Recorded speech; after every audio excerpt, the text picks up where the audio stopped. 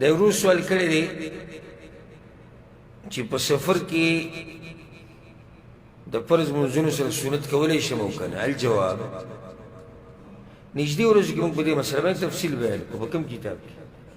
مشکات په کتاب کې.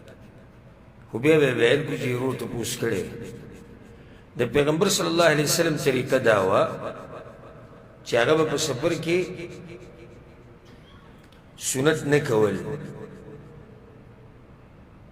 نه د فرض منځنه مخکې او نه د فرض منځنه وروسته.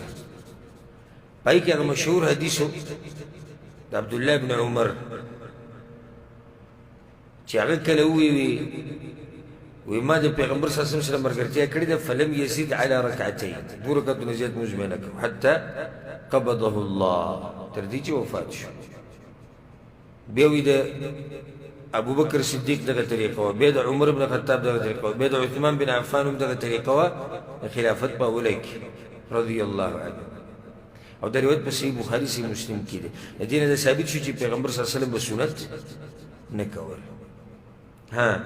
پیغمبر صلی الله علیه وسلم د هر د سنتو اهتمام کړی دی او د ویترو.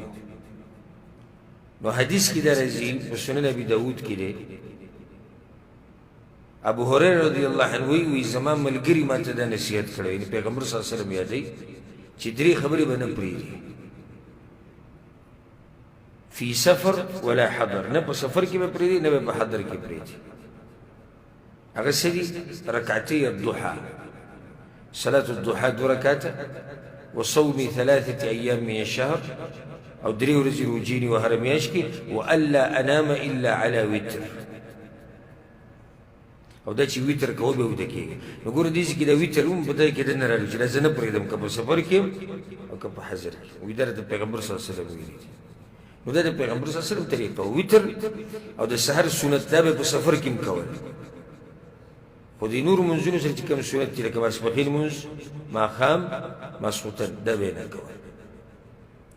نفلي مونځ انسان کولی شي، لکه یو سړی اوس په سفر په دوران کې چې اودسې وکړو، تحیة الوضو کوي یا صلاة الضحى کوي یا د شپې تهجد کوي، دغه هېڅ خبر نه ده.